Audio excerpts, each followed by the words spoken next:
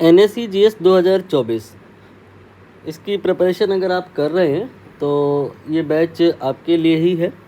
Totally free है, online है। आप अगर ज्वाइन नहीं किए हैं तो QR कोड स्कैन करके ज्वाइन कर सकते हैं। बाकी मैं आपको बता दूं कि ये बैच 10th CBSE बोर्ड के लिए भी यूज़फुल होगा। बस इसमें थोड़ा सा डिस्क्लेमर ये है कि जो लेवल होगा वो 10th CBSE बोर्ड में जो आता है उसके हल्का सा ऊपर होगा। यू कैन से कि लेवल कहीं ना कहीं 11th-12th को टच करेगा। NSE GS का सिलेबस आई होप आपको आइडिया होगा मोटे मोटे तौर पे कि जो सेकेंडरी लेवल होता है मतलब अप टू 10th स्टैंडर्ड पूछा जाता है। बस थोड़ा सा चीज़ें एडवांस हो जाती हैं।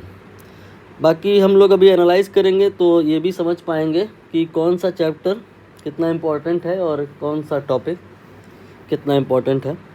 पहले आज तो हम लोग वही डिस्कस करेंगे, फिर अगली क्लास में जो सबसे ज़्यादा रिलेवेंट चैप्टर या टॉपिक होगा उसको स्टार्ट कर लेंगे। तो एनालिसिस जो है आपकी स्क्रीन पे है, आप देखिए ध्यानपूर्वक। ये चैप्टर है, यू कैन से कि ये सिलेबस आपकी स्क्रीन पे है NSE GS का। जैसे कि आप देख रहे हो कि ये वाला जो पार्ट है जनरल फिजिक्स एंड मैथ, इसका बोर्ड के पॉइंट से CBSE में कोई मतलब नहीं रहता है, लेकिन कहीं कहीं इक्का दुक्का क्वेश्चन NSE GS में पूछा जाता है। जैसे ये देखिए 2021 में पूछा गया है, फिर 2014 में भी पूछा गया है, 18 में भी पूछा गया है, तो आते जाते रहते हैं।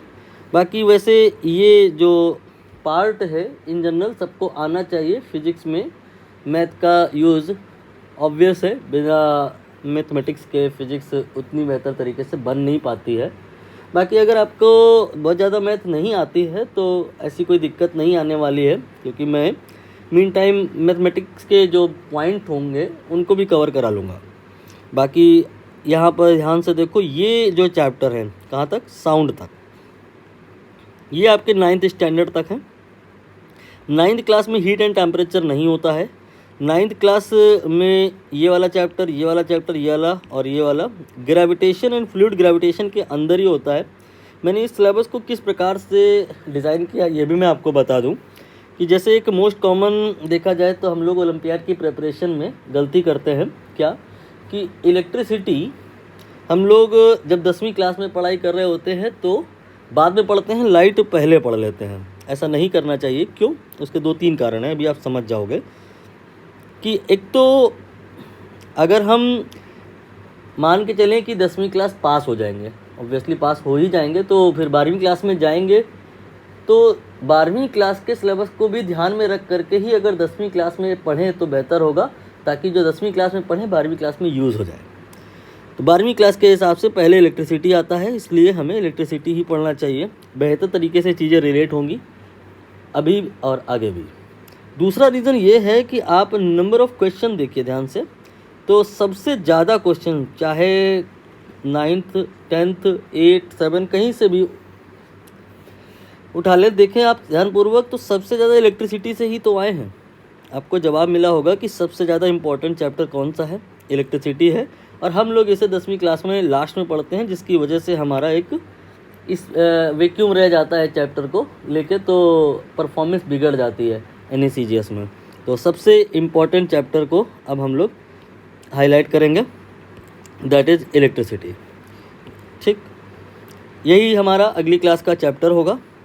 बाकी इसके बाद अगर कोई पूछे कौन सा चैप्टर हमें कवर कर लेना चाहिए, तो वो है आपका ग्रेविटेशन एंड फ्लूइड। देखिए ध्यान से, एक तो ये पूरा चैप्टर अगर हम बात करें 9th स्टैंडर्ड के पॉइंट से तो दोनों को मिला के एक होता है, तो एक हाफ चैप्टर अपने आप में 19 क्वेश्चन लिए है, तो फिर इसका मतलब बहुत ज़्यादा वैल्यूएबल है।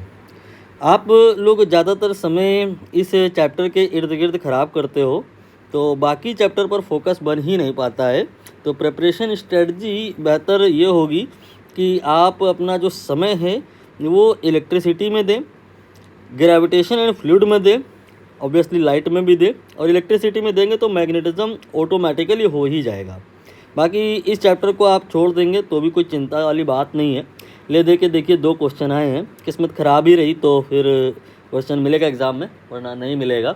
अभी 2023 में मिला है तो 24 में आने की कोई ख़ास चांस है नहीं इस चैप्टर से, तो आप इस चैप्टर को तो कट कर दीजिए, कोई मतलब नहीं है, बिल्कुल नहीं पढ़ेंगे। अभी हमारा जो फोकस होगा इलेक्ट्रिसिटी एंड मैग्नेटिज्म वाले पार्ट में होगा। इसके बाद फिर डिसाइड करेंगे कि क्या करना है, लाइट वाले पर बात करेंगे हम लोग या फ्लूइड वाले पे बात करेंगे।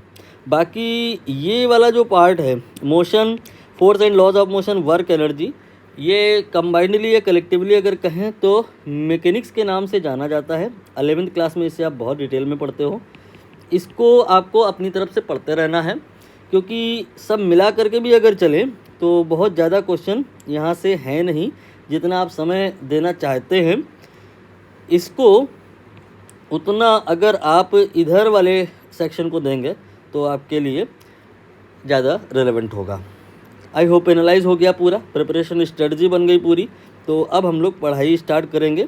पढ़ाई स्टार्ट जैसा कि मैंने आपको बताया, हम लोग इलेक्ट्रिसिटी वाले चैप्टर से करेंगे अगली क्लास से, यानी कि अगले वीडियो से। तब तक के लिए गुड बाय।